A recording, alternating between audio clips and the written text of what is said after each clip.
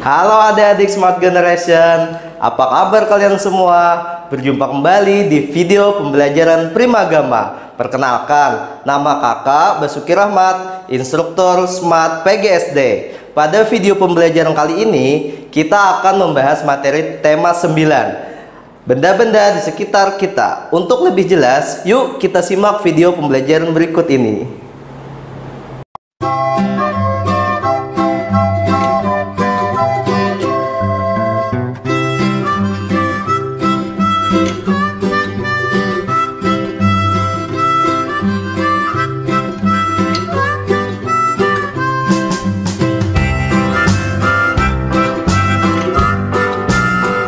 Assalamualaikum warahmatullahi wabarakatuh.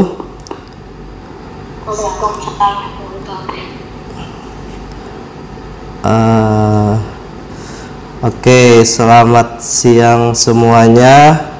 Semoga kita diberi kesehatan selalu. Apalagi sekarang ini masih dalam situasi pandemi corona ya. Tetap di rumah, belajar di rumah, dan selalu semangat belajar. Oke, kita mulai pelajaran kita pada hari ini. Hari ini kita akan membahas mengenai tema 9, masih di tema yang sama, yaitu tentang benda-benda di sekitar kita. Minggu kemarin kita sudah belajar subtema 1 dari pembelajaran 1 sampai pembelajaran 3. Nah, hari ini kita akan belajar subtema 1 pembelajaran 4, 5, dan 6.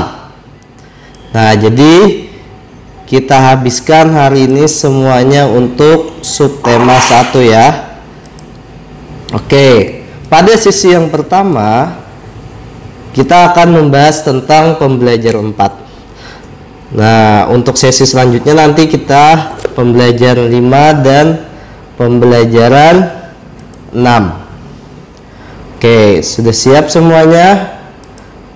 Oke, kita mulai pembelajaran kita pada hari ini. Subtema 1 pembelajaran 4. Nah, di situ ada gambar petani. Ya, petani yang sedang ada di sawah. Oke.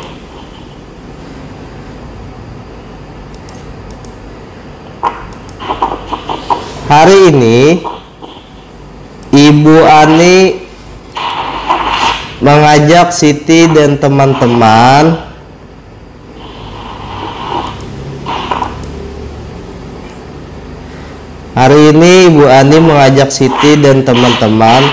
untuk melakukan kegiatan di luar kelas.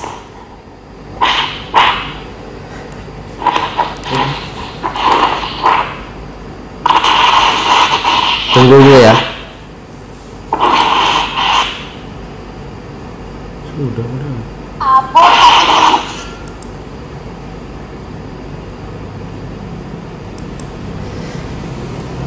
Nah, lanjut ya. Siti dan teman-teman menyambut dengan gembira. Kemana mereka akan melakukan kegiatan? Oh, ternyata mereka menuju ke belakang sekolah. Di belakang sekolah terdapat hamparan sawah dan sungai. Dari belakang sekolah juga tampak daerah pegunungan. Ibu Ani menjelaskan mengenai ketampakan alam Indonesia. Nah, kita hari ini akan mengenal apa itu kenampakan alam. Sebelum kita lanjut, apakah kalian tahu apa itu kenampakan alam? Kenampakan alam adalah sesuatu yang terlihat di alam kita itu ada terbagi menjadi dua. ada kenampakan alam buatan dan kenampakan alam alami. Nah, di sini Bapak ada beberapa foto mengenai ketampakan alam.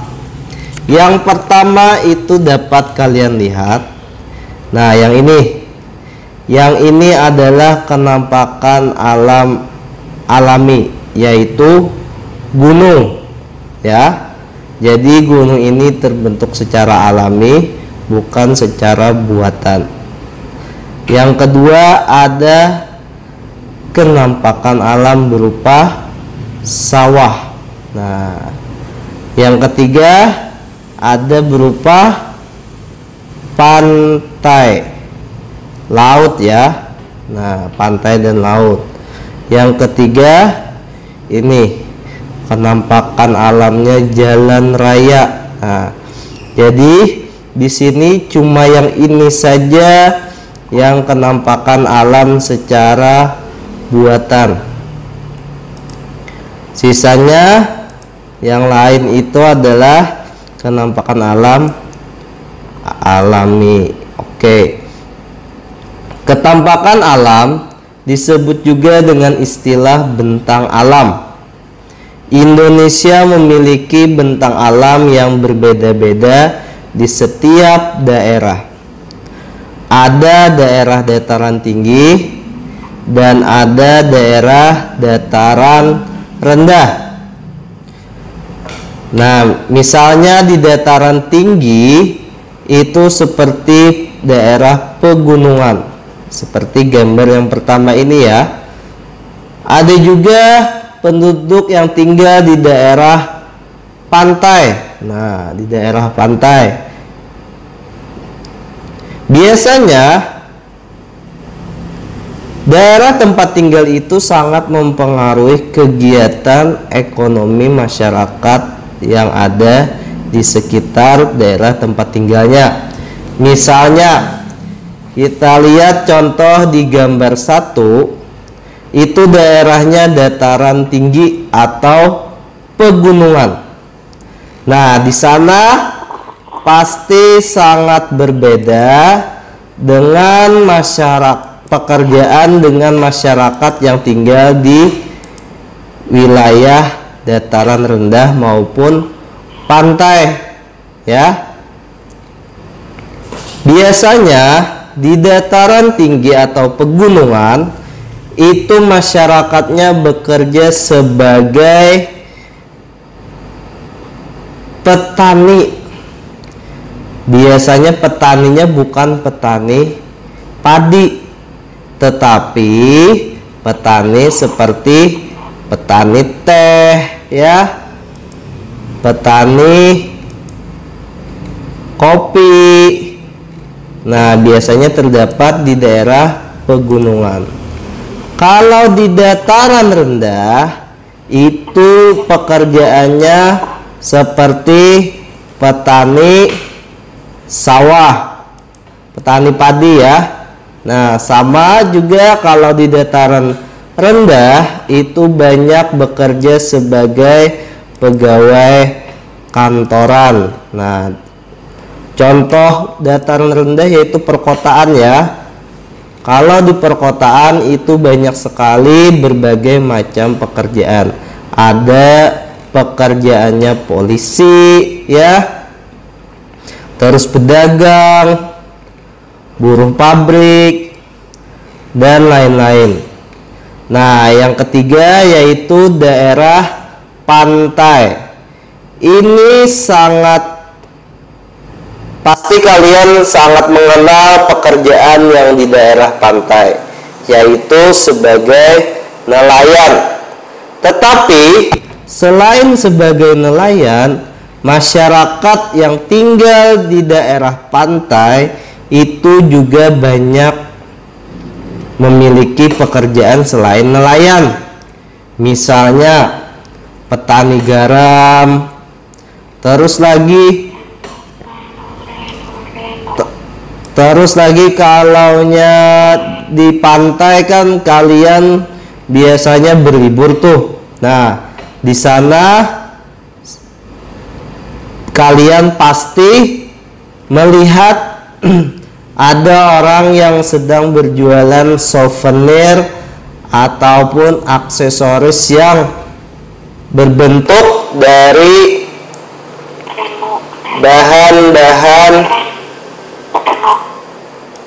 bahan-bahan yang dari laut. Nah, jadi pekerjaan mereka selain sebagai nelayan, petani garam, dan juga pariwisata.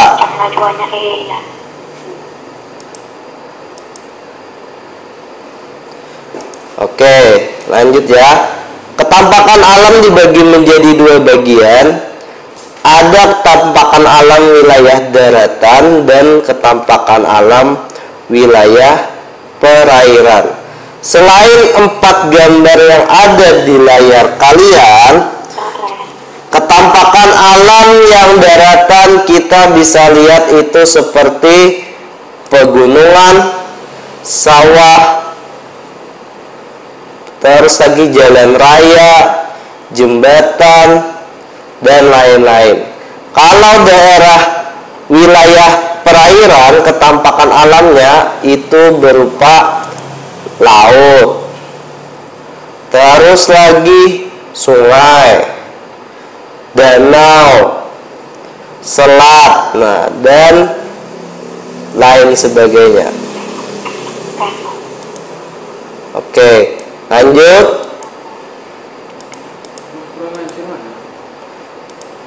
Adaptasi masyarakat terhadap ketampakan alam sekitar. Permukaan bumi tidak rata. Permukaan bumi yang ada yang tinggi,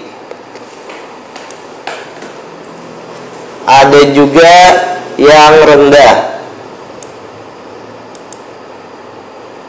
Baiklah, Mas. Jangan gini kan keluar. Terus. Ketampakan alam adalah berbagai bentuk muka bumi yang terjadi secara ilmiah. Nah, biasanya ketampakan alam itu terbentuk secara ilmiah, secara alamiah. Ketampakan alam terdiri atas 2 bagian pokok, yaitu ketampakan alam berupa perairan dan ketampakan alam yang berupa daratan. Daratan adalah tempat kita berpijak.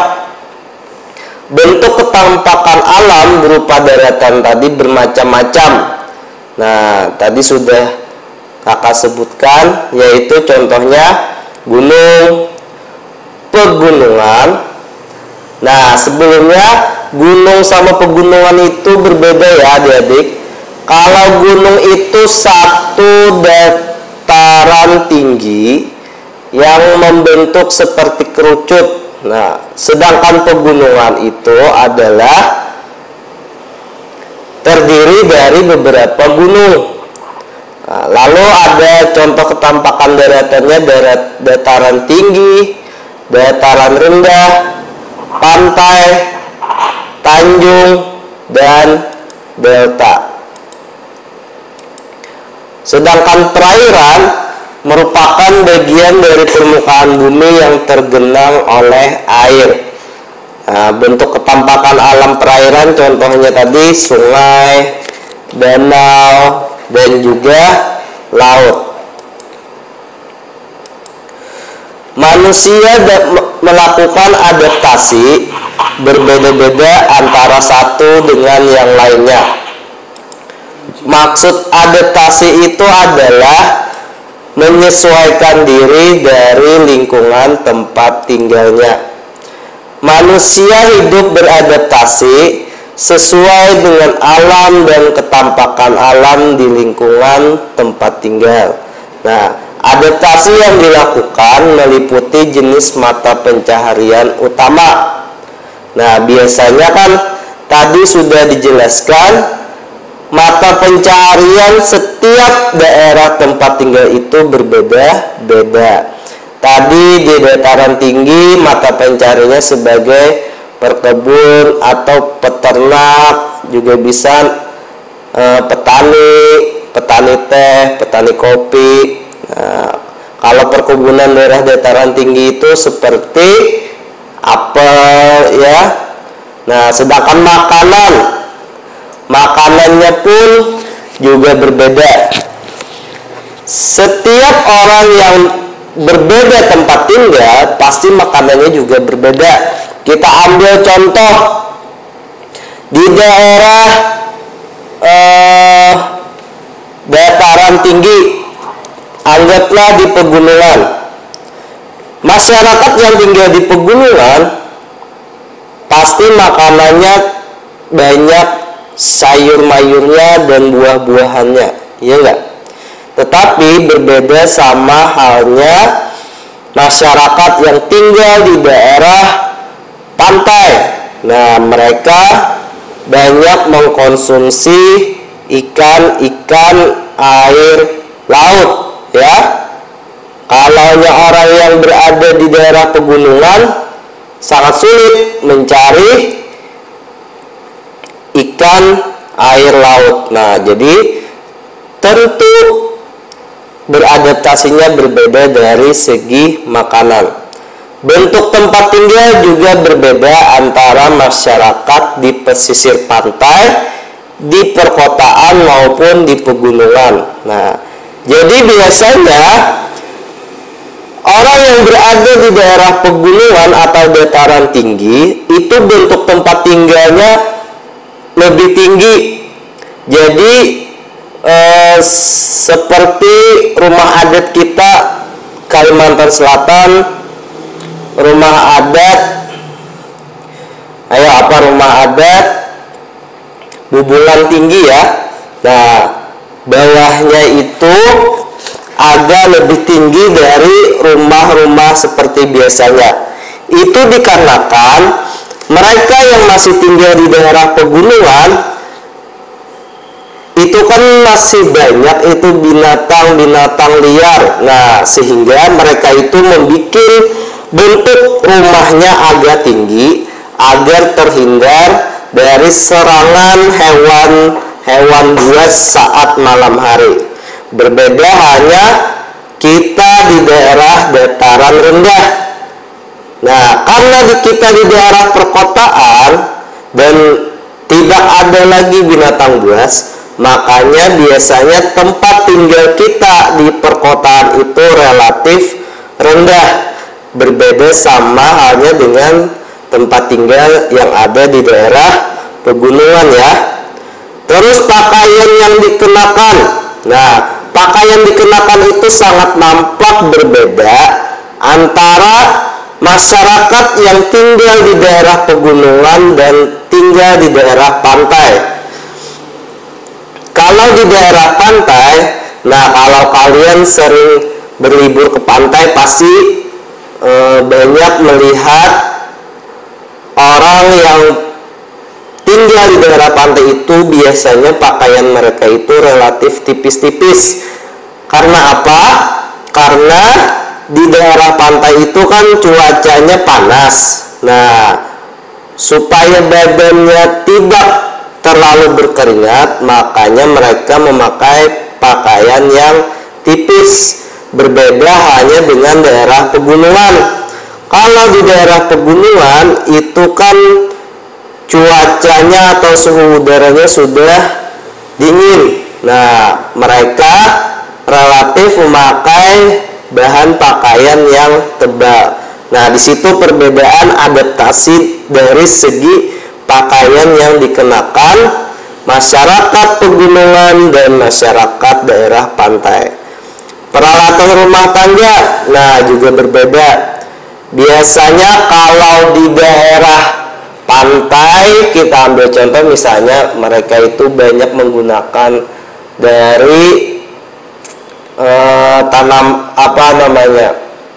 lingkungan sekitar. Misalnya peralatannya, misalnya gelasnya terbuat dari batok kelapa. Nah, itu biasanya kan di daerah pantai itu banyak sekali terdapat pohon-pohon kelapa. Nah, Nah, sedangkan kita di daerah dataran rendah atau perkotaan itu sudah peralatannya sudah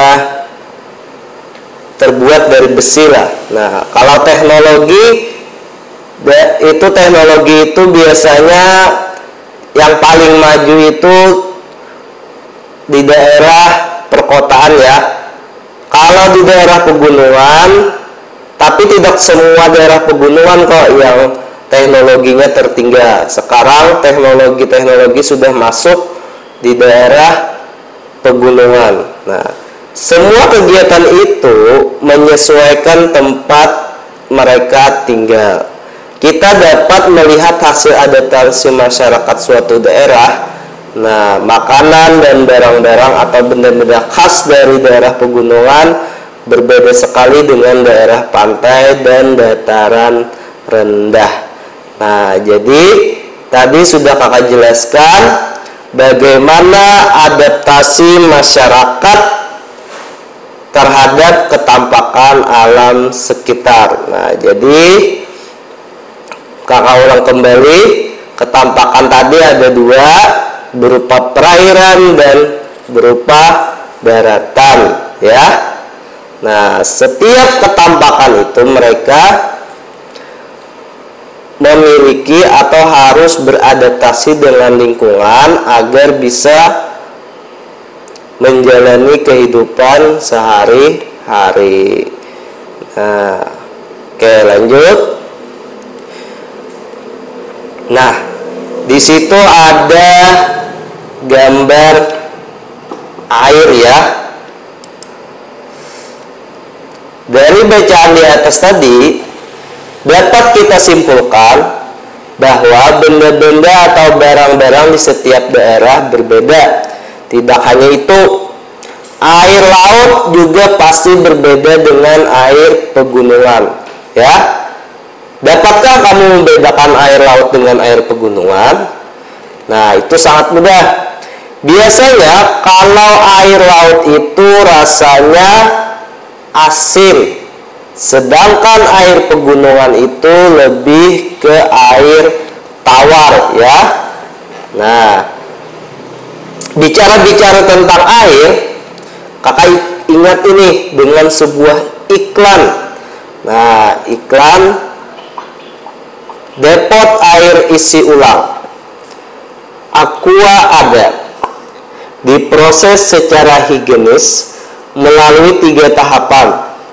Proses makrofiltrasi, 5 tahap proses mikrofiltrasi, sterilisasi ultraviolet, dan ozonisasi bersih dan higienis. Nah, iklan. Nah, ada satu iklannya lagi. Menerima pemasangan depot air isi ulang mineral. Nah, dapatkah kalian membedakan kedua iklan di atas?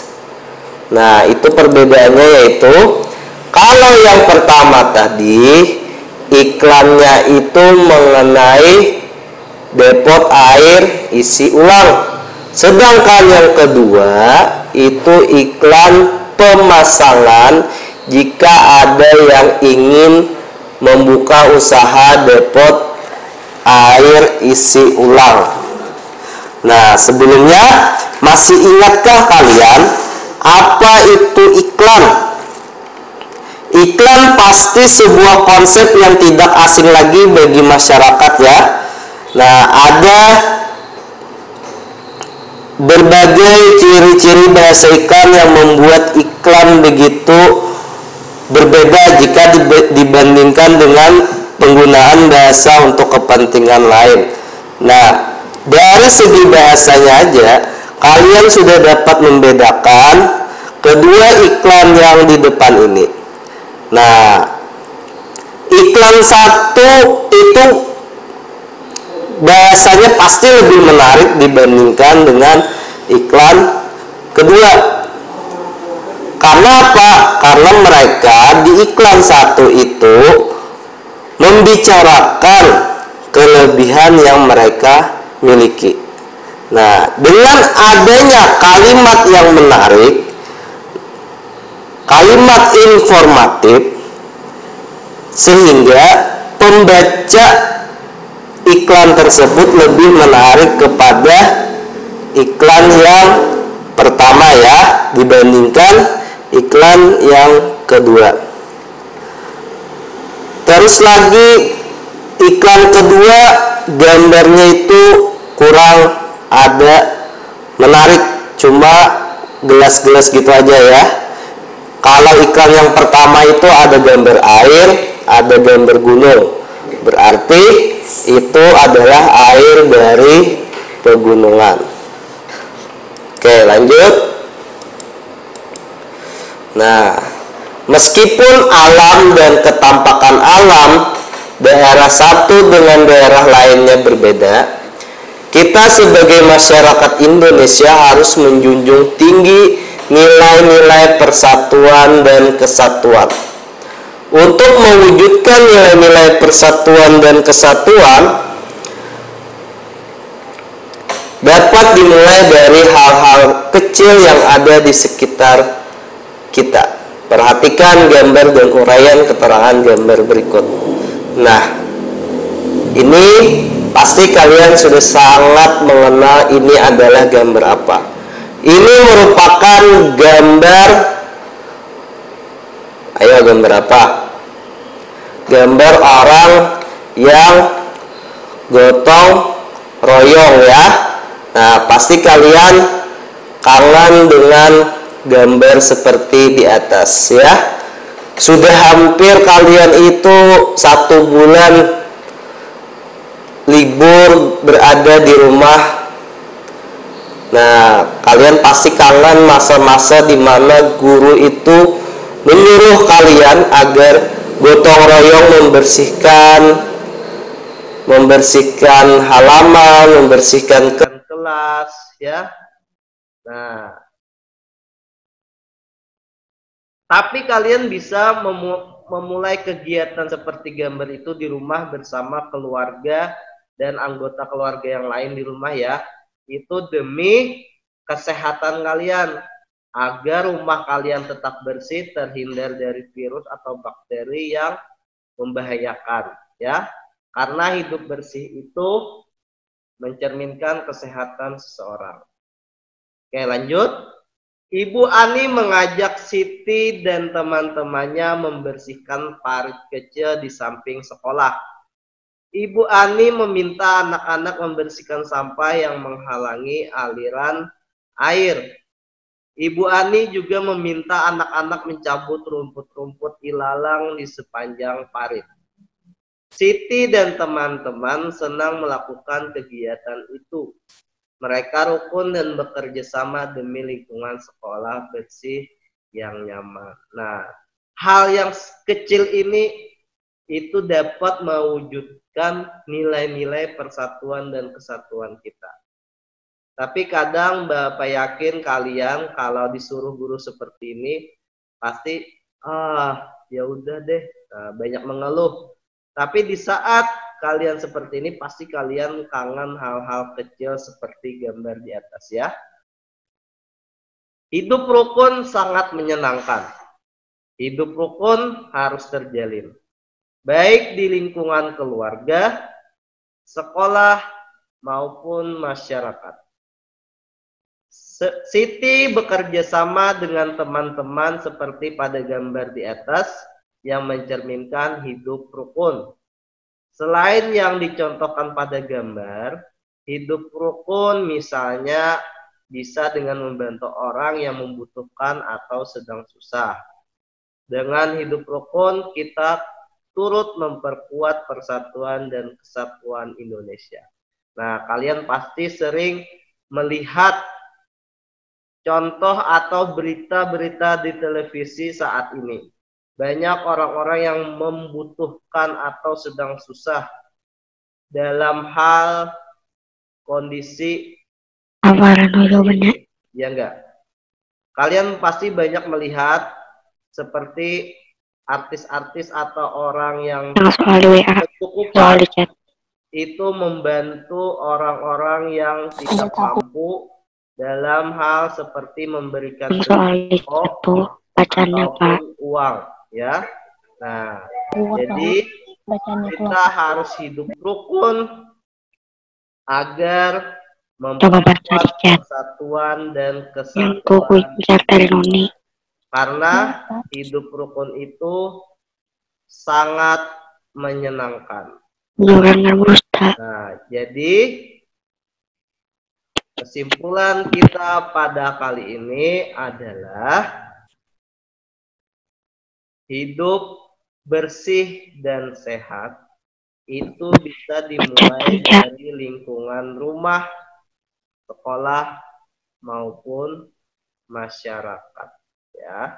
Terus tadi ada juga kita mempelajari tentang ketampakan alam. Ketampakan alam terbagi menjadi dua, ada ketampakan alam daratan dan ketampakan alam perairan. Terus tadi ada juga iklan, ya. Nah, di tema 9 ini kita lebih banyak belajar tentang iklan. Oke, hanya itu saja yang kakak dapat sampaikan pada pembelajaran kali ini. Stay at home, tetap di rumah, belajar di rumah, semangat di rumah, terus belajar. Jangan lupa setelah ini kita jeda sekitar 5 menit. Setelah itu kembali lagi ke channel kita, ya. Salah hilap mohon maaf. Wassalamualaikum Apa nama channel? warahmatullahi wabarakatuh. Oke, sekian pembelajaran kita pada kali ini. Nantikan video pembelajaran berikutnya di channel berikut ini. Jangan lupa like, comment, and subscribe, dan nyalakan loncengnya. Sampai jumpa.